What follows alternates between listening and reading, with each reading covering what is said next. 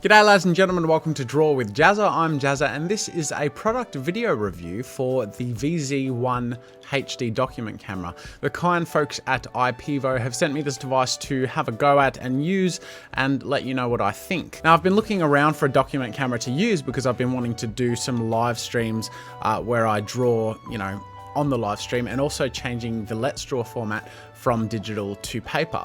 In the past, I'd used my HD cam on a tripod, but because the angle could only go down so low, it warped the paper if I drew flat. So I'd actually have to wedge it on a bit of a reverse board, so it was on an angle away from me facing the camera. And my perspective wasn't very clear because I couldn't really lean over to look at the picture from a front-on view because then my head would be in front of the camera. So as you can imagine, I had all kinds of difficulties trying to make that work, and I had to work around them. I have to say, having this thing to work with has made things phenomenally easier.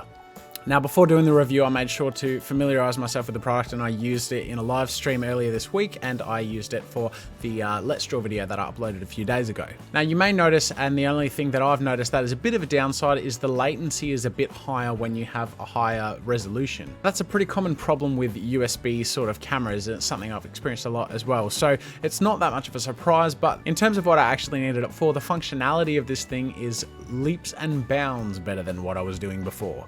It has standard USB camera functionality, so you basically plug it in, it comes with a CD, you install the software, and you're good to go.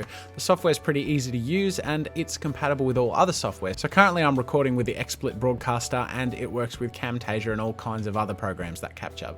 Editing the visuals of the device is totally easy and fine. You can edit exposure and work with focus settings on the device itself without having to mess with software. It has an LED light on the device so that when you're zoomed in really close and light would cast shadow on the device, instead you can use the LED light. So all in all, the few times that I've used this so far, it's been a really pleasant experience. Now, the last feature I wanted to talk about was the reason I wanted this camera over the other camera options, and that's because it has VGA compatibility. Basically, that allows me to plug a computer screen directly into the device and it projects immediately without any latency, which is really cool. The reason to me that this was a standout added feature is because it just gives me so many options. For example, if I ever go to an artist alley or a Comic-Con or something like that where I have a booth and I'm selling drawings, it gives me the option to set up a computer screen in this camera and draw there live and have people see what I'm working on. And I could do a similar sort of thing if I ever had meetups with groups of people where I could set this sort of thing up and we could have a guest artist kind of set up and do their drawings, and everyone could ask questions while everyone can see what they're drawing without crowding around and looming over them. So I'm really excited to get to use this camera more. It's been really cool so far. I love the look of the design, and the cool thing is when you pack it up, first of all, it's really easy to set up and then really easy to pack up again.